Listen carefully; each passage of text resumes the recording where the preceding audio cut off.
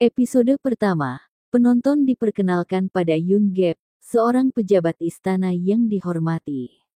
Malam hari, ia terlihat berlari ketakutan di dalam istana, mencoba melarikan diri dari kehadiran supranatural yang mengerikan.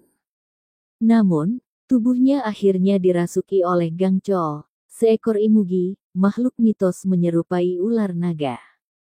Di sisi lain, muncul Yori, seorang pengrajin kaca berbakat yang memiliki kemampuan spiritual namun menolak nasibnya sebagai seorang dukun. Ia tertarik ke dalam istana berhantu setelah mendengar panggilan misterius.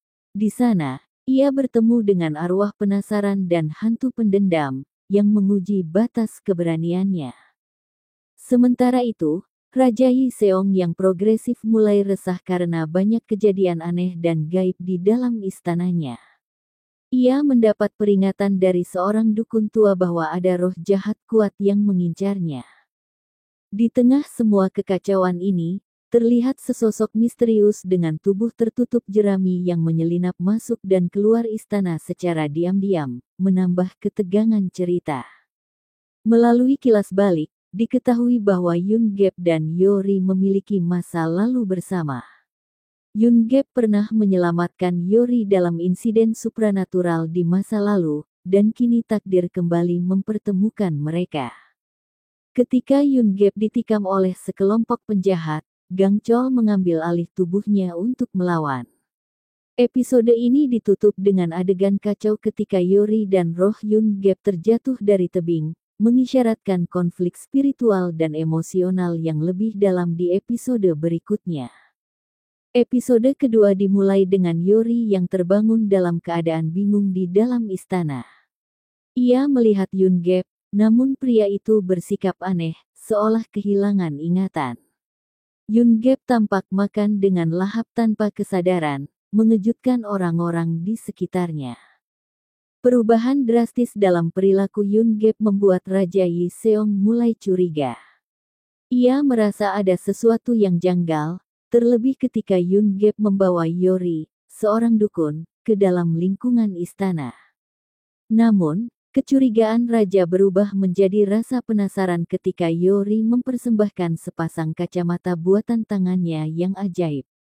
Kacamata tersebut mampu mengembalikan penglihatan sang raja, membuatnya terkesan dan perlahan menerima kehadiran Yori di istana. Di sisi lain, Yori bergumul dengan kenyataan pahit bahwa tubuh Yoon Gap kini dikuasai oleh roh Gang Chol. Ia ingin menyelamatkan jiwa Yoon Gap yang diyakininya masih ada dan terperangkap di dalam istana. Saat Yori mendengar suara panggilan misterius, ia mengikutinya tanpa ragu. Namun, langkah itu membawanya ke bahaya ketika ia diserang oleh hantu pendendam yang menyeretnya ke dalam sumur tua.